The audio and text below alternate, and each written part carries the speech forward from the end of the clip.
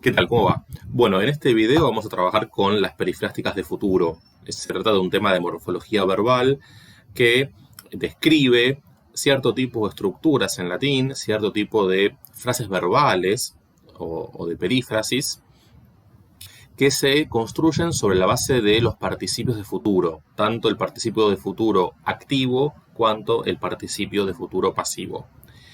Y esta frase verbal que se construye junto con el verbo sum conjugado es una frase verbal que le aporta un valor o un significado aspectual a la predicación y por eso merece la pena estudiarlas con cierto detenimiento. Vamos a ver primero la perifrástica de futuro activo, ¿sí?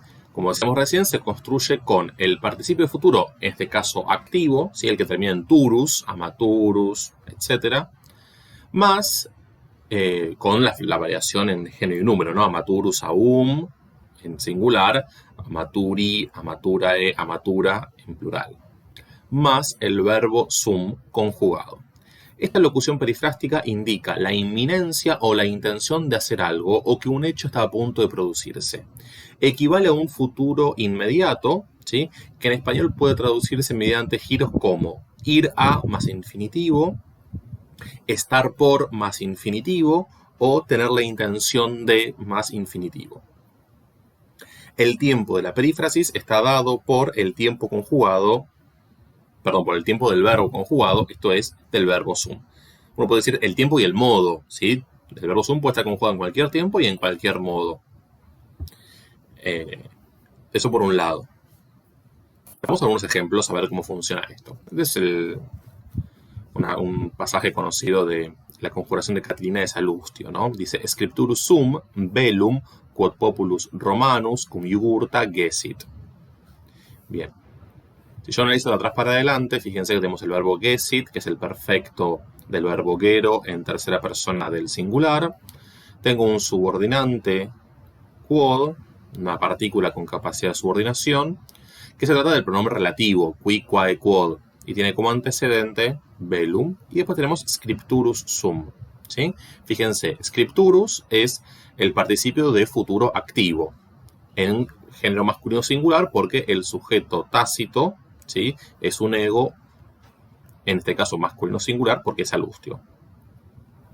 De modo tal que todo esto es un predicado. La morfología de la perifrástica se analiza como un bloque, ¿sí? Porque es una frase verbal, como ocurre con la frase verbal pasiva, digamos. La persona y el número, ¿sí? lo aporta el auxiliar, primera persona del singular. De la perifrástica de futuro activo, ¿sí? Este es el tipo de perífrasis, y está en presente de indicativo. Y eso lo dice el verbo sum. Toda esta es la información morfológica que hay que consignar en el caso de las conjugaciones perifrásticas estas que estamos viendo. Todo esto en bloque como una unidad es el núcleo del predicado. Y este predicado tiene un objeto directo que es velum, pero velum a su vez está modificado por una relativa que empieza en quod y termina en gessit, de modo tal que el objeto directo es todo esto. Y al interior, velum es el núcleo y quod populus romanus cum iugurta gessit es el modificador directo o atributo, la proposición incluida adjetiva. Esto hay que recursarlo, lo analizo acá para simplificar un poco la cuestión, pero sepan que siempre las proposiciones, como repetimos una y otra vez, hay que recursarlas. El verbo dijimos que es gessit, el sujeto es populus romanos, el único nominativo singular que tenemos por aquí, y todo el resto es el predicado. En el predicado quod, como es neutro y remite a velum, en este caso está en acusativo porque es el objeto directo de gessit. Acusativo, neutro, singular. Que velum también sea acusativo es una coincidencia respecto de quod. Recuerden que el relativo solo concuerda en el género y número respecto de su antecedente. Si está en el mismo caso, se trata de una coincidencia, más no de una concordancia prevista por la lengua. Bueno, populus romanus, y después tenemos un circunstancial de hostilidad, cum iugurta, ¿sí? Contra iugurta, cum más ablativo. Entonces dice, voy a escribir, scripturus sum, o tengo la intención de escribir, o estoy por escribir. Esta es la idea. Estos son los matices aspectuales que puede tener esta perífrasis. Y fíjense que yo digo estoy, voy o tengo en presente de indicativo, porque eso es lo que determina el verbo sum. Entonces, voy a escribir, estoy por escribir, tengo la intención de escribir, la guerra, de escribir en el sentido de contar, de narrar, ¿no? La guerra que el pueblo romano llevó a cabo o llevó adelante contra Yugurta. Fíjense el siguiente ejemplo. Suas mulieres secum erunt in castra ducturi. Es una pregunta, ¿no? Suas mulieres secum erunt in castra ducturi. Bien. Bueno, acá tenemos solamente una forma verbal conjugada perifrástica que es erunt ducturi. ¿Sí? Como ustedes saben, en latín puede ocurrir esto de que los elementos de una frase verbal o de una perifrástica, en este caso, aparezcan un poco separados. Eventualmente puede ocurrir. Bien, esto en su totalidad, ¿sí? Es la perifrástica que está en tercera persona del plural, ¿sí? De la perifrástica de futuro activo, pero ahora no está en presente del indicativo. Erunt es el futuro imperfecto del modo indicativo, ¿sí? Esto es importante para entender que la perifrástica que se llama de futuro activo o de futuro pasivo, cuando uno dice futuro ahí, no está diciendo futuro necesariamente con el sentido temporal, sino futuro en una valencia aspectual, ¿sí? Es decir, respecto de cómo se concibe la acción del verbo, no de cuándo. Cómo en lugar de cuándo. Bien, bueno, acá hay que repetir la misma información en ducturi, que es el otro elemento de la frase verbal, digamos, ¿no? De futuro activo en futuro imperfecto del modo indicativo. Todo esto es el núcleo. Ahí me queda un poquito afuera de la pantalla. Ahí va mejor. Todo esto es el núcleo del predicado.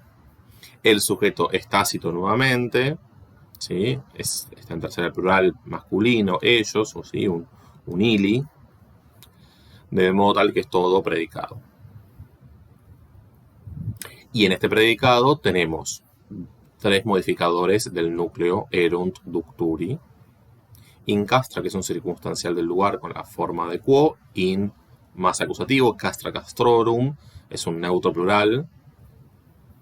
Secum, ¿sí? Es se y la preposición cum, o sea, circunstancial de compañía, subordinante término. Recuerden que este circunstancial de compañía con el pronombre personal, se, pronombre personal de tercera del singular, la preposición se vuelve enclítica. Y suas mulieres es el objeto directo, ¿sí? Modificador directo y núcleo. Entonces, ¿tendrán la intención de conducir consigo, de llevar consigo a sus mujeres hacia los campamentos? In castra. Esta es la traducción. Bien, y la otra perifrástica es la que se forma ya no sobre la base del participio de futuro activo, sino sobre la base del participio de futuro pasivo, también llamado gerundivo, más el verbo sum. Y acá lo que indica ya no es una idea de inminencia, sino una idea de obligación o de necesidad, ¿sí? Es muy importante entender que esta perifrástica de futuro pasivo no es la pasiva de la anterior. No hay que pensarlas una por oposición a la otra. Son dos perifrásticas independientes entre sí. Lo único que tienen en común es que se forman sobre la base del participio de futuro. Ocurre que el participio de futuro activo tiene un valor aspectual y el participio de futuro pasivo tiene otro valor aspectual, ¿sí? Por eso digo, cuando decimos perifrástica de futuro, no necesariamente hay una preeminencia de ese matiz temporal de futuro. En muchos casos prevalece alguno de estos valores aspectuales que estamos mencionando. El tiempo de la frase verbal, como dijimos anteriormente también, está determinado por el tiempo de sum. Yo puedo agregar el tiempo y el modo en rigor. Y suele estar acompañada esta perifrástica por un complemento agente en caso dativo, que originalmente era un dativo de interés refuncionalizado con valor de agente. Es decir, como el verbo está en voz pasiva, puede aparecer un agente, solo que el agente, con este tipo de construcciones, con este tipo de frases verbales que se construyen sobre la base del participio de futuro pasivo, el agente va a aparecer en caso dativo. Esto tiene que ver con una cuestión de morfología histórica o de sintaxis histórica, mejor dicho, por cuanto este tipo de estructuras en un estadio, digamos, preclásico de la lengua, se construían con dativo de interés, con el sentido de para, digamos. Y ese dativo de interés terminó siendo agente, con el sentido de por, ¿sí? Y así se estandarizó en la lengua. Pero quedó en caso dativo, quiero decir. Los verbos intransitivos en esta conjugación se usan con la forma neutra del gerundivo, bueno, también llamado participio de futuro pasivo, para expresar un valor impersonal. Veamos los ejemplos. Delenda est Cartago nobis. Bien, acá tenemos delenda est, es la tercera persona del singular, de la perifrástica de futuro pasivo en presente del modo indicativo, est. Es el núcleo del predicado. El sujeto es Cartago, Cartago Cartaginis, ¿sí? Femenino, la ciudad, la ciudad de Cartago. Y delenda est es el predicado. Y fíjense que aparece este nobis, ¿sí? Nosotros, se refiere a nosotros los romanos. Este nosotros es el agente que ejecuta la acción de destruir, en este caso, Cartago. Entonces, nobis es el dativo agente. Le pueden poner complemento agente directamente, pero morfológicamente es un dativo, por eso aclaro dativo agente. Quiero decir, en la morfología tienen que poner dativo plural en la primera persona. Y en la función sintáctica es un complemento agente, o le ponen dativo agente, como prefieran. ¿Sí? Cartago debe ser destruida por nosotros, ¿sí? Entonces, este tipo de estructuras se traducen por debe ser, porque es pasivo, hay que introducir el verbo ser, debe ser más un participio. Y esto es lo que se conjuga, ¿sí? Delenda erat, Cartago nobis, se va a traducir Cartago debía ser destruida por nosotros. Virtus tibi colenda est. ¿No? Fíjense, para que vean otro pronombre, acá el sujeto es virtus, colenda est es el predicado. Tanto Cartago como virtus son sustantivos femeninos, por ende el gerundivo o el participio futuro pasivo aparece en femenino también, lógicamente. Bueno, acá la morfología es la misma que la anterior, ¿no? Una tercera persona del singular, de la perifrástica de futuro pasivo en presente del modo indicativo. Y es el núcleo del predicado. Predicado, perdón, que incluye tibi. Y el tibi es el dativo agente.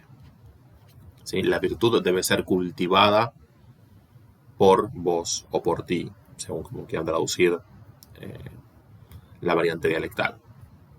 Y acá tenemos el ejemplo que aparecía recién mencionado en la diapositiva anterior, que pasa con los verbos intransitivos, ¿sí? Cuando aparecen con la forma neutra del participio de futuro pasivo con un valor impersonal. Bueno, el ejemplo es este. Obliviscendum est offensarum. Bien. Acá tenemos un verbo, ¿sí? Que tiene un valor impersonal, ¿sí? Que es obliviscendum est. El verbo es obliviscor, o sea, es un verbo de ponente, arriba. Y el verbo obliviscor se construye con genitivo. Esto lo dice el diccionario en la entrada, ¿sí? Lleva genitivo. Es decir, aquello que hay que olvidar en este caso va a ir en genitivo. Y ese genitivo es offensarum. Entonces tenemos en tercera persona del singular, que es la persona número por convención, digamos, para expresar la impersonalidad, la tercera persona del singular de la perifrástica de futuro pasiva o pasivo en presente del modo indicativo como núcleo de esta estructura impersonal y offensarum genitivo régimen. Hay que olvidar, ¿sí? Entonces traducimos hay que más infinitivo, en este caso, hay que olvidar las ofensas. Bueno, hasta acá.